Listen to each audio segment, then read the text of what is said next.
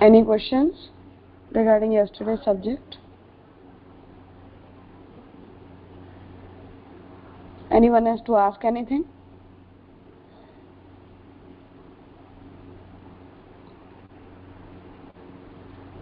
Okay. Then whoever has the turn today may summarize the last part and continue with the next slok. Whose turn it is? Sanvi read yesterday. Oh, it's my turn. Okay, yeah, go for it.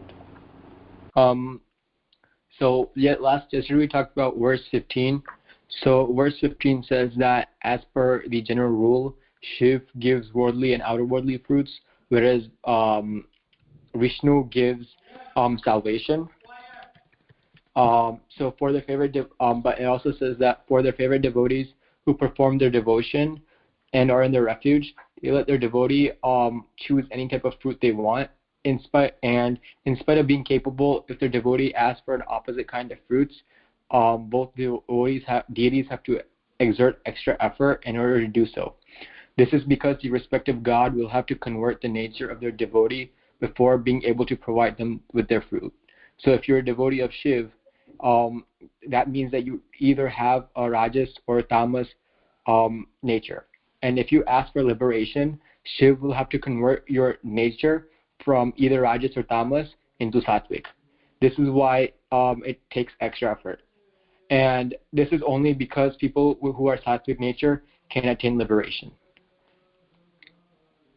And we also talked about the example of Dhruv, in which when he was 5 years old, he performed penance for Vishnu, and since he was of the Sattvic nature, he asked, even though he was of Sattvic nature, he asked for worldly fruits in the form of a kingdom. So that is why Vishnu had convert his nature in order to fulfill his desire. No. Just one correction. Vishnu doesn't need to change the nature of his devotee from Sattvic to Rajas or Tamas for providing any worldly fruit, but he needs to be just careful that his devotee may not get attached in the worldly object so very much that he loses his attribute. Shiva will have to convert it definitely for providing liberation.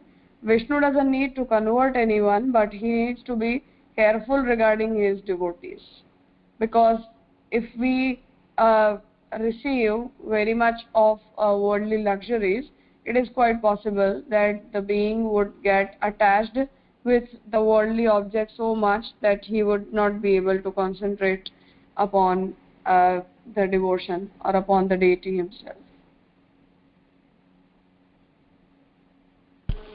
Okay, thank you for clarifying. In the case of Sudama as well.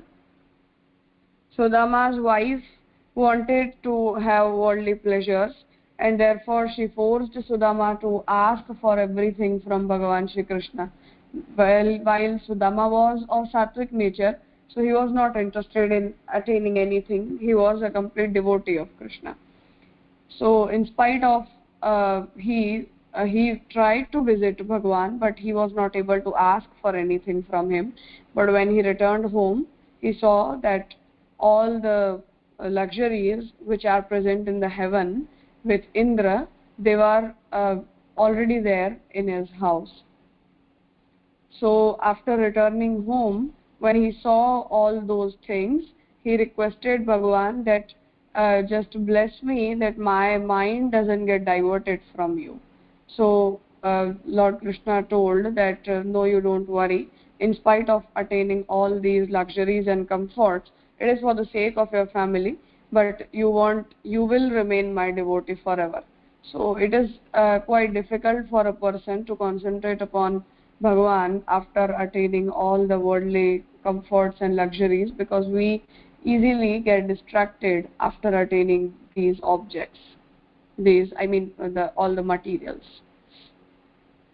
So in that case, Vishnu has to be careful regarding his devotees, because they may lose the sattvic nature and may develop the rajas or tamas good in them because of being in the constant contact of worldly objects.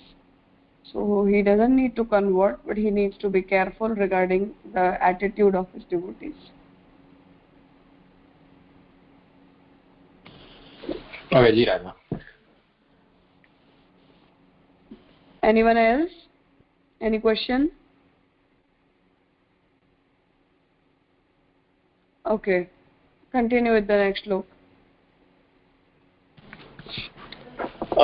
जीव स्वभावतो दुष्ट दोष भावय सर्वदा श्रवणादि तथा प्रेम सर्वं कार्यं हि सिद्ध्यति मोक्षस्तु सुलभो Vishnu भोगश्च शिवतस्तथा.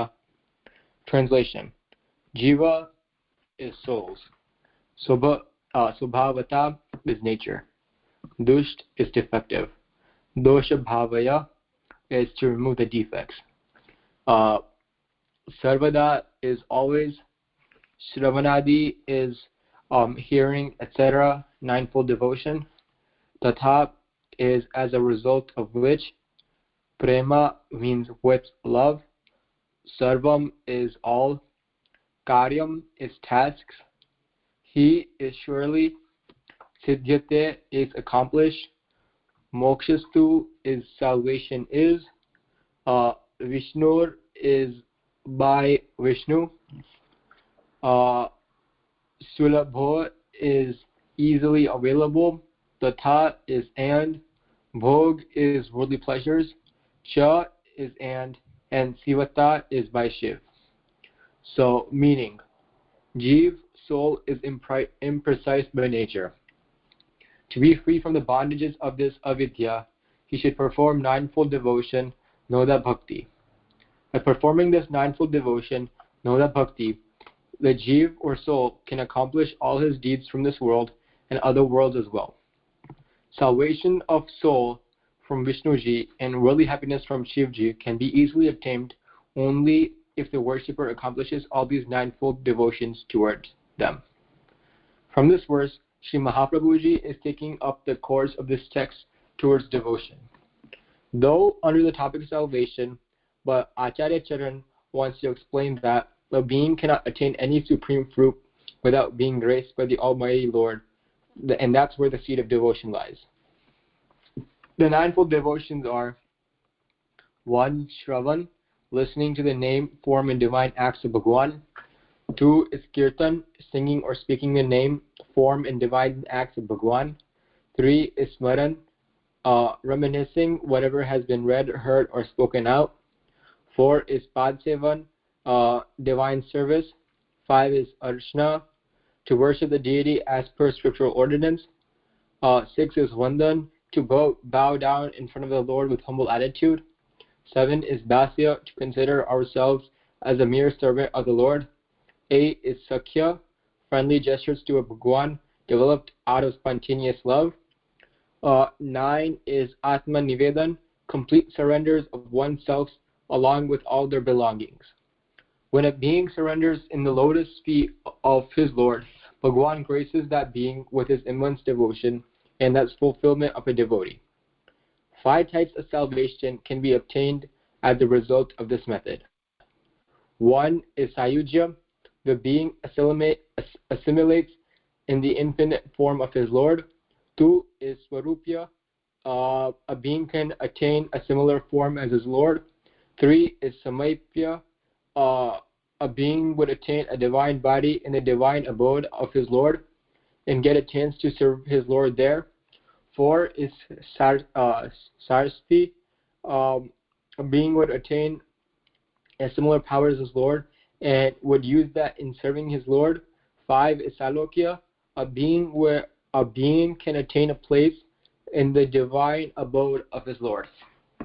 So to summarize this, I think this is just saying that in order to attain the fruit of the respective deity that the devotee is worshipping, they have to perform the Nauda Bhakti or ninefold devotion. And this is applicable to all three, whether you're worshipping the Supreme Brahma himself or Vishnu or Shiv. And in order to do this, in order to gain the fruit from that, you need to perform the ninefold devotion. So the ninefold devotion consists of Shravan, Kirtan, Smaran, Padseva, Archana, Vandan, Dasya, Sakhya, and Atma Nivedan, and consists of these 9 aspects. And then if you master these 9 aspects, then you will get the 5 types of salvation, which is Sayujya, Sarupya, Samaipya, Srishti and Salokya. Very nice. Now, as in the above shloka, we understood that it is important for the being to be a devotee of any of these deity for attaining any particular fruit from them. Even if from Shiva I want to attain any type of worldly or outer worldly result, I have to be completely dedicated towards the Shiva for attaining that fruit from him. Same way, if I want to attain something from Vishnu, I have to be completely devoted towards him. As I had told yesterday that Sharanagati and Samarpan, these are the two concepts which are heart of Pushti Sampradaya. It means to be completely in the surrenderance of Krishna is the concept of Sharanagati or surrenderance, and the Samarpan will means to dedicate everything which belongs to a person in the lotus feet of Bhagavan or in the divine service of Bhagavan. Both these concepts are not new concepts. It means Mahaprabhuji is not the initiator of both these concepts. It is not so that Mahaprabhuji is the one who has originated these two concepts exclusively for our Sampradaya. Both these are very general concepts which are necessary for serving any of the deity, whoever it may be.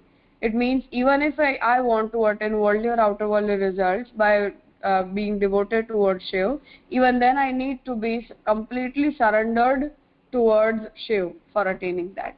So if I am possessing Sharanagati and Samarpan towards Shiv, only then Shiv will be satisfied with my devotion and would provide me any sort of fruit. It would not be possible for me to attain anything from him other than being devoted towards him. So if I feel that I can just visit the temple of Shiv once a week or during some festivals, and because of those occasional visits Shiv would be providing me the fruit, then it is not possible. It is a misconception which is prevailing amongst the people right now. It is not at all possible. We need to be devoted towards the deity for attaining any of the fruit. It may be salvation or it may be other negligible fruit as well. So here Sri Mahaprabhuji explains that the Jeev, it means the being, the soul, is imprecise by nature. We are not perfect, and as while creating us or after creating us, Bhagavan attached the avidya shakti with the being. As a result, under the influence of avidya, a being is possessing ahanta and mamata. Now ahanta will means minus and ahanta will mean I-ness and mamata will means minus. So a being who is under the effect of avidya, he doesn't identify his own self, and after attaining the gross body and the subtle body, the being will be under the effect of avidya. As a result, we'll stop identifying ourselves as a particle of Brahma, but we start identifying ourselves as a particular male, female, or belonging to some particular family, and etc. So all the wrong identities which are not related to us technically, we start developing our I-ness towards all those wrong identities. And same way, the worldly objects which don't have any relation with the soul technically, we start identifying all those objects as our own possessions. So because of this effect, the bad effect of avidya, a being starts identifying itself with the wrong identities. As a result, it gets bound with the worldly relations, worldly attachments, and ultimately it keeps itself away from the Almighty or keep itself away from the concept of salvation. So for Sankhya and Yoga method, as we had understood before, a being can attain salvation by following both those methods. And on the other side, if being wants to be concentrated upon any particular deity, then he can be concentrated upon that deity, perform the Navada Bhakti or ninefold devotion towards that deity, and can attain any particular fruit of salvation or worldly or outer worldly result. So here what Mahaprabhu explains is that by performing the ninefold devotion, the Navada Bhakti towards the deity, a soul can accomplish all his deeds from his world and other worlds as well. and salvation of the soul from Vishnu and worldly happiness from Shivji, both can be obtained easily if a person is completely devoted towards Bhagavan. It means the worshipper has to accomplish all these ninefold devotion in accordance to attain any particular fruit or to become the favorite devotee of the deity. So from this point, from the 16th verse, Mahaprabhuji is taking the subjects towards the concept of devotion. It means, as Mahaprabhuji explained the other methods for attaining salvation, one of those is the ninefold devotion towards the deity as well. Now here Sri Mahaprabhuji is explaining this concept for the sake of attaining salvation from Vishnu and Shiv, but this is a general concept which is applicable for our sampradaya as well. It means if I want to attain devotion of Krishna, if I want to attain Krishna himself as the fruit, then even I need to be completely surrendered towards Bhagavan. I need to devote my each and every belonging in the lotus feet of Sri Krishna, and only then I would be attaining any fruit, being a Pushtimargiya Vaishnava as well. So here Sri Mahaprabhuji is taking this as a general concept for explaining the concept of devotion, which will be extended in the next Granth, Siddhant Muktavali. So though under the topic of salvation, but Acharya Charan wants to explain that a being, if attains devotion, if attains the power of devotion, he can attain the most superior fruit from the deity, because devotional love is the only concept which can attach a being with the God. For example, as Bhagavan says that if there is some devotee, I become completely attached with that devotee. And devotee is the only person in front of whom I feel selfless. I don't feel like being my own self. So even Bhagavan surrenders himself towards his favorite devotee. So devotion works like a power. It is the most purest form of love and attachment towards the devotee, and therefore the most superior fruit of attaining Parabrahma Shri Krishna himself can be attained by performing ninefold devotion towards him.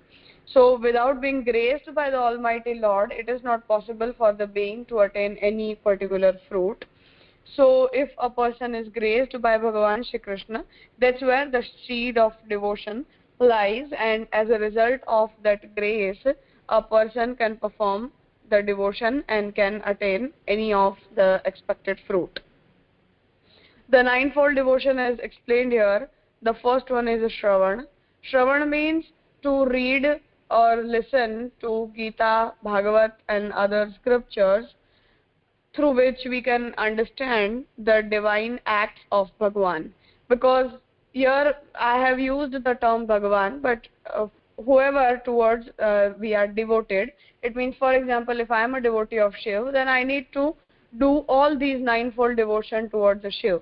Same way, if I am a devotee of Vishnu, Krishna, Ram or Durga or any XYZ deity, then I have to divert all these ninefold devotion towards that particular deity. So Shravan will means to read or to listen regarding Bhagavan, because without understanding the divine form of the deity, a person cannot develop any feeling for him. For example, if I am not aware about the divine acts of Shiv, I don't know who Shiv is, then I won't develop any sort of emotion for him. Same way about Krishna as well. So Shravan means to listen to the divine name, form and divine acts of Bhagavan from a devotee.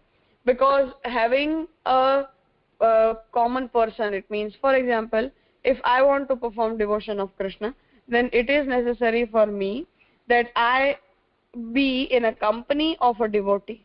Because when we are in the initial stage of devotion, it is not possible for us, for a devotee, to be completely concentrated upon any of the particular method. So there we need someone to motivate us, there we need someone who can teach us, who can explain us. So being in a company of a good Vaishnava, a person can listen to Bhagavan's name, form and divine acts from Srimad Bhagavat or Srimad Bhagavad Gita and other available scriptures. That person has to be a good devotee. in Shodas Granth, we'll learn Jalabhed and Panchapadyani. These are the two texts which are written by Sri Mahaprabhuji for explaining the characteristics of a good devotee. So it is quite important that we be in a company of a nice person who can motivate us in the right direction. Because if a person goes in the wrong direction, then if, for example, if we start hearing from some wrong person, then it won't motivate us towards attaining devotion of Bhagavan, but will take us in some wrong direction. So listening to the divine name, form and acts of Bhagavan from a particular scripture is what is known as Shravana Bhakti. Second one is Kirtan Bhakti. If devotion is attached with the physical activity we are performing, then that physical activity will be known as Shravana Bhakti. If I am just mechanically listening to someone and someone is speaking to me, then it is just Shravan, it is not a Shravana Bhakti. Though initially it's fine, but when a devotee attains a higher stage, after that, that process of listening becomes devotion towards Bhagavan. Second one is Kirtan Bhakti, which means to sing or speak the divine name, form and acts of Bhagavan. Smaran means reminding whatever has been read, heard or spoken out regarding Bhagavan.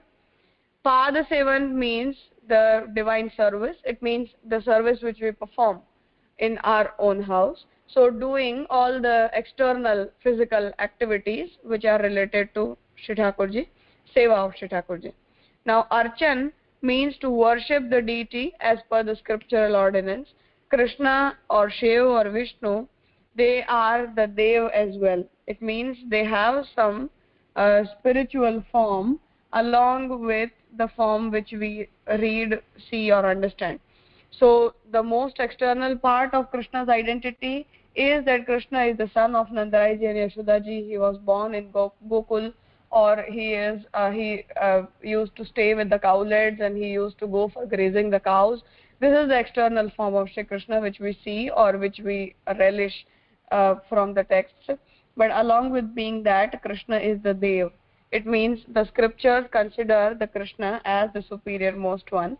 So in that capacity, scriptures explain us the way of being devoted, and by following those methods we can worship Shri Krishna by following the scriptural ordinance. That's known as Archan Bhakti. It means to follow the methods as explained in the scriptures, because the way we perform seva in our house is not what is explained in the scriptures exactly. Because when Bhagavan incarnated in Gokul among the Vraj devotees, he developed a particular lifestyle, and by following that lifestyle, the Vraj devotees started serving Bhagavan Shri Krishna along with maintaining his same lifestyle. It means when Bhagavan wanted to eat something, Vraj devotees used to get something for Bhagavan. Same way when Bhagavan used to sleep, or he used to walk, or he used to run, or he used to perform any of the activity, then all the Vraj devotees were completely devoted towards him. So that's what the format of seva developed. That's how the format of seva developed after Bhagavan incarnated. But other than that, even scriptures have something to explain, some methods to explain. So for example, when we perform Aarti of Shri Krishna in our house, that is the method which is explained in the scriptures. It is not what we do as per the lifestyle of Thakurji in being in Vraj. So same way, there are some methods explained in the scriptures. Those scriptures are known as Agama Tantra for worshipping the deity. Vandan is to bow down in front of Bhagavan with humble attitude. Just to bow down is a physical act. Having the feeling, the emotion of being a servant of Bhagavan and to consider Bhagavan as the master is the emotion along with which a person must be devoted. Dasya, it means to consider ourselves as a mere servant of Lord, and same way to be ready for his divine service all the time. Sakhya means to have friendly gesture towards Bhagavan, developed out of spontaneous love. For our friends, we have emotional feeling, and because of that feeling of considering someone as a friend, we develop all the type of feeling for that person and would like to do everything for that person. So it is not the gestures which are developed out of some compulsion or which have been developed out of some particular ordinance. It means I don't have to say you, I don't have to order you to do something for your friend. Out of that spontaneous love, a person develops that feeling. So Sakhya Bhakti is a friendly gesture towards Bhagavan which develops out of the spontaneous love. The Atma Nivedan is the highermost condition of a devotional path. It is the complete surrenderance of one's self along with all his belongings.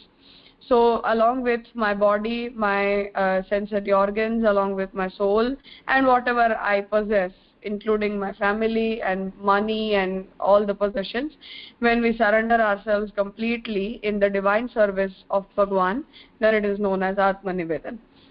In Pushti Sampradaya, we have Atma Nivedan Diksha, which is also known as Brahma Sabandha Diksha.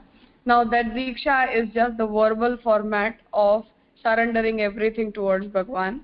But the very day we develop the emotion of surrendering ourselves completely in the devotion of Bhagwan, that day it is known as Atma Nivedan. And unlike the condition of Samadhi in Yoga Marg, as Samadhi is considered as the superior most condition equivalent to salvation, same way Atma Nivedan is the result a devotee attains in the devotional path. It is the superior most condition of being completely surrendered towards the deity. So when a being surrenders in the lotus feet of his Lord, Bhagavan graces that being with his immense devotion, and that's the fulfillment of the devotion of a devotee. Now what to attain after that? So for example, if someone is performing this devotion for attaining some worldly or outer worldly fruit, then the deity will be satisfied with the devotion of that devotee and would provide him that particular fruit. But if this happens for attaining salvation, or if at all being a Pushtimargiya Vaishnava, we are devoted towards Bhagavan like this, then Bhagavan provides the fruit of salvation to the devotee at the end of his life. Salvation attained by performing the devotional path are of 5 types. The first one is known as Sayujya. Sayujya means a being gets assimilated in the infinite form of his Lord. For example, if a person wants to attain salvation in Shiv, then after attaining Sayujya, that person will be assimilated in the infinite form of Shiv. Sarupya means to attain the similar form. It means the being would be attaining the similar form as of his deity.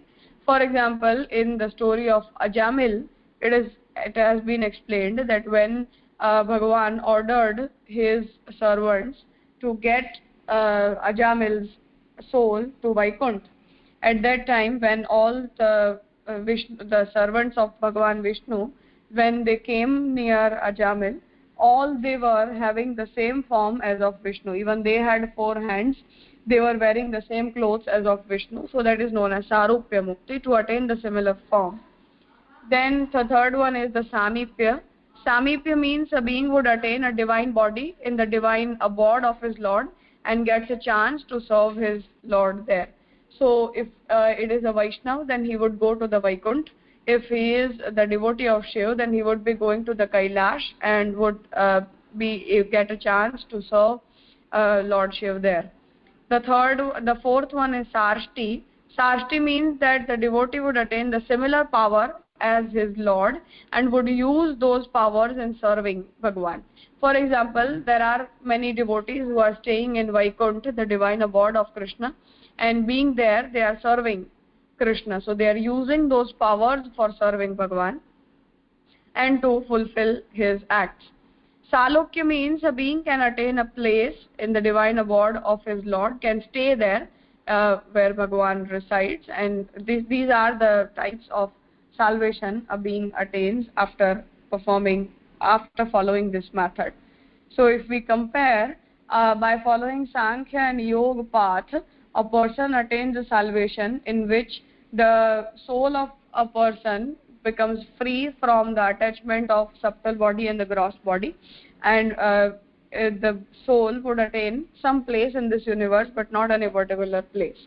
While on the other side, if a person is performing the parashray moksha, it means is choosing the second path of being a devotee of any of the particular deity, then all these 5 types of salvation can be attained as per the eligibility of the devotee. All these 5 methods or 5 types of salvation are not attained by the choice of a person, but the deity can provide any of these fruit to his devotee after being satisfied with his devotion. I think the subject would be clear. If there are any questions, we would be discussing those tomorrow. We are concluding here for today's session. Anut Pranam.